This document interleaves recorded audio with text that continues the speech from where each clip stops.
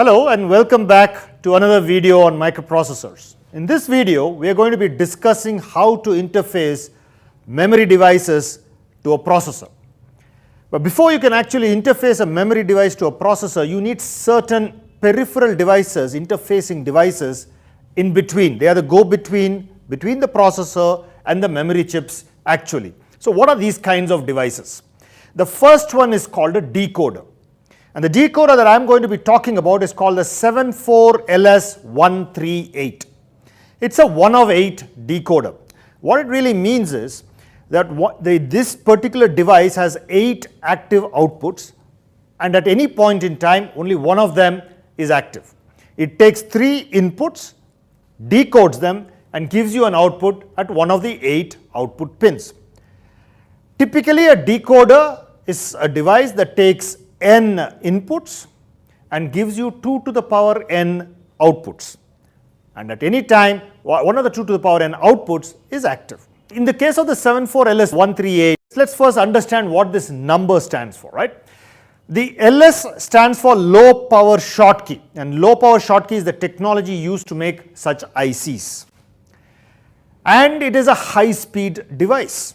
And what does this high speed means? It means the transition time between an input change and an output change. It's called the latency of this device. The 74LS is the series itself are typically low power Schottky series. The 138 is a 1 of 8 decoder. How does this particular device work? It takes 3 input pins, in this case the address lines A0, A1 and A2, and these 3 address lines are decoded to 1 of 8 output pins.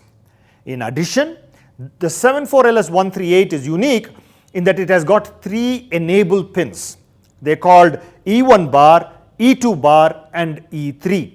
The reason the designers have given you 3 enable pins is that you can now cascade and use multiple 74LS138s in your design, and based on the choice of E1 bar, E2 bar and E3, one or the other of the 138s gets selected.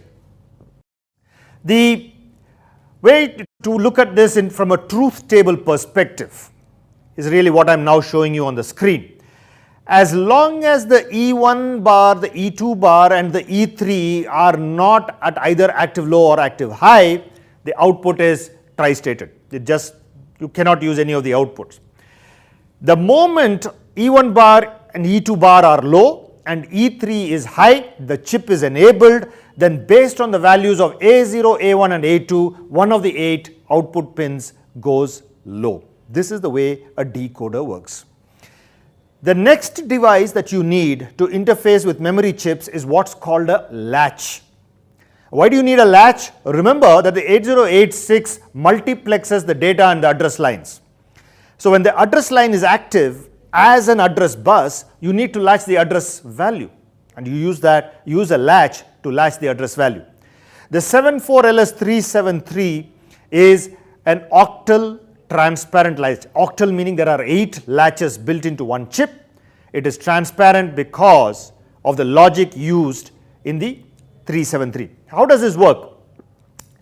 The moment the output enable is low, whatever you see on the input pin is available and visible on the output pin. That means the input is transparently available on the output. If the output enable pin is high, then the output of the latch is a tri-state condition, high impedance condition. If the output enable is low and the latch enable signal is low, then the output is latched to the previous state of the input signal, and after that the output will not change its state as long as the latch enable continues to remain low. So it has latched the input value onto the output pin. Let's look at a different device now. This is called a flip-flop. So we spoke about decoders, we spoke about transparent latches. The third device is called a D-type flip-flop, and this is also an octal device. That means 8 flip-flops in one chip. You should be asking yourself, why do they have 8 in these chips? And the reason is a data bus or an address line bus is typically 8 bits long, 16 bits long, so on and so forth. So if you have an 8-bit bus, one chip, you got 16-bit bus, you need 2 chips. So it makes the design much simpler. This particular flip-flop is called the 74LS374. Now, how does this particular flip-flop work? So in contrast to the latch, this is an edge-triggered device. So the output enable must be low, so it is OE bar. So the output enable signal must be low. The output gets latched to the input state on the rising edge of latch enable. So from low to high, when the latch enable signal goes from low to high, whatever was on the input pin gets latched onto the output pin and it will remain there till you decide to change it again. So the difference between a D-type flip-flop and a transparent latch is in the transparent latch, it was a level enabled latch. This is a edge triggered latch.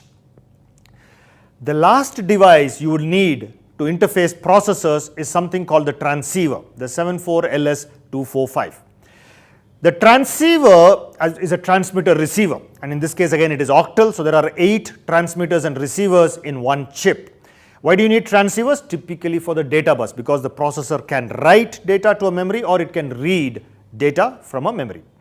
And it is a non-inverting transceiver, and that's good because you obviously whatever is seen on the microprocessor pin must be seen on the memory pins, whatever is seen on the memory pins must be seen on the microprocessor pin, so it is a non-inverting transceiver. How does this work? If you look at the internal circuitry of the 245, the 74LS245, you have got what is called a direction pin. If the direction pin signal is high, whatever is at the input pins A1, A2, etc. will be visible at the output pins B1, B2, B3. If the direction pin is low, whatever is at B1, B2, B3 will become visible at A1, A2, A3, and that's how the direction pin can be used to configure the direction of data movement between the A pins and the B pins of the 74LS245. When do you use these devices? Now, decoder is pretty simple, right? So outputs of decoders are used to select one of multiple chips, and a typical decoder is giving you 8 output enable pins. So you could connect 8 devices to one decoder. Based on the values of the address lines, one of the 8 chips gets selected. Without the decoder logic, you would have to do this independently as a designer, and you would have to build complex decoding logic to select one of the multiple devices on a typical system. A latch, as I mentioned earlier, because the processor multiplexes the data and address lines, you need a latch to ensure that you have latched the address lines till the memory device or the memory chip has consumed that information. And the transceiver is to buffer multiple devices from the processor. Otherwise, it is possible that more than one device is suddenly generating information on the data bus, and then the processor does not know which device it is reading from. So typically, these are the kinds of devices you will need to interface a memory chip to the microprocessor. Obviously, there are very many kinds of latches, transceivers and D-type flip-flops. I would urge you to read up a little bit more on these kinds of devices, because only if you are clear about the construction of these devices, the design of these devices, will you be comfortable in using them in circuits. In our next video, we are going to be looking at the details of memory architectures and what kinds of architectures are typically used in PCs, in computers of any kind, so on and so forth, and how you can enable them using the devices that we have just seen. Till then, happy reading about peripheral devices. Thank you.